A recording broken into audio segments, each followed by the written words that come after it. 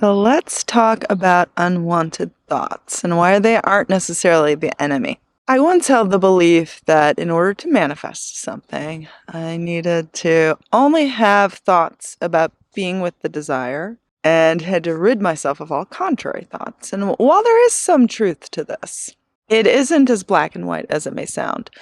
For example, if a contrary thought flashes into your mind, and it will, this isn't necessarily what is going to hold you from the realization of your desire. You will not suddenly be aligned with something when you have freed yourself from all contrary thoughts. Alignment can happen even if contrary thoughts are present. Alignment happens when you have more faith in the outcome you desire than the contrary thoughts. So it isn't necessarily that the contrary thoughts are the enemy or the thing standing in your way. Try not to make this sort of error, because if you feel like contrary thoughts are the enemy, then you're going to rush to trying to flip them around, when that is just going to create a feeling of always being on guard and always being acutely aware of protecting yourself from the contrary thoughts. And that's not going to align you with the feeling of relaxing into the end result. The end result is very relaxed. It's very at ease. It's very much content. That is what the end result is.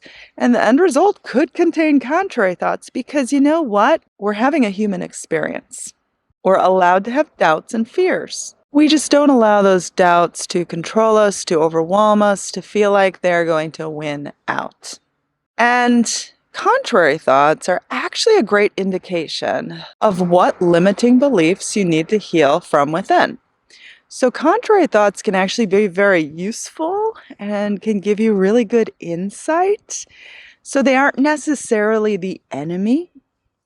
They aren't the thing that's holding you back. A lot of times contrary thoughts, especially the persistent ones, are giving you really useful information as to what you need to work on, what you need to heal from within. So if we can reshape and reframe this idea of what unwanted thoughts are, not only will you have less of them, but when they arrive, they will actually give you useful and key information as to what needs to be healed so that you can better level up and so that the circumstance can cease to exist. So instead of labeling unwanted thoughts as awful, as intrusive, as something that's holding you back, try to see those unwanted thoughts as helpful teachers.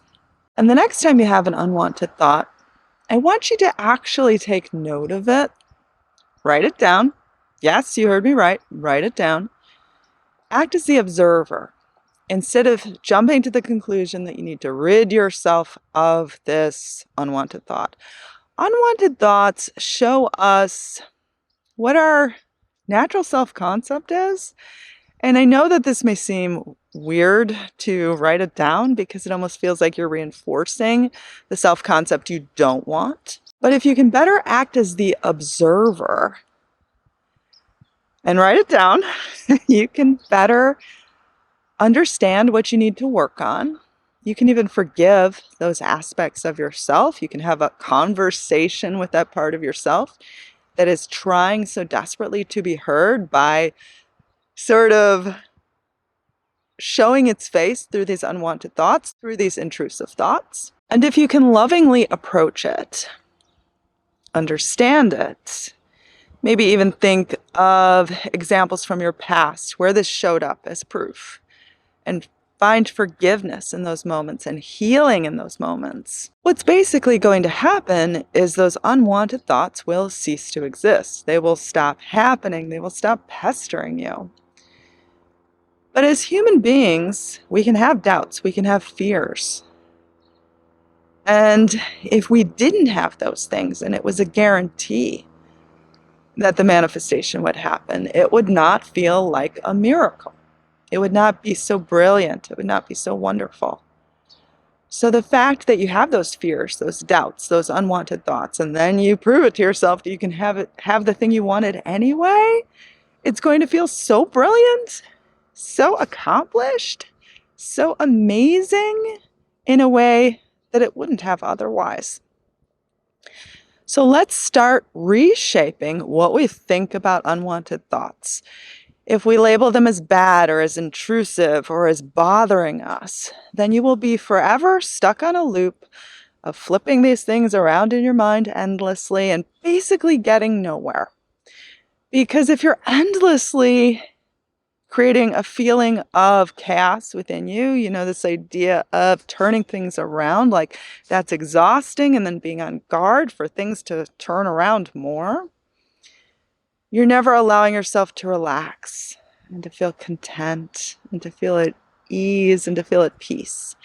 And those are the very things that would exist in the end result. Those are the very things that you would have if this result was yours. So write these things down. It will give you a great insight, great knowledge, great information as to what to heal, what to work on. If you can calmly observe, you can better level up quicker.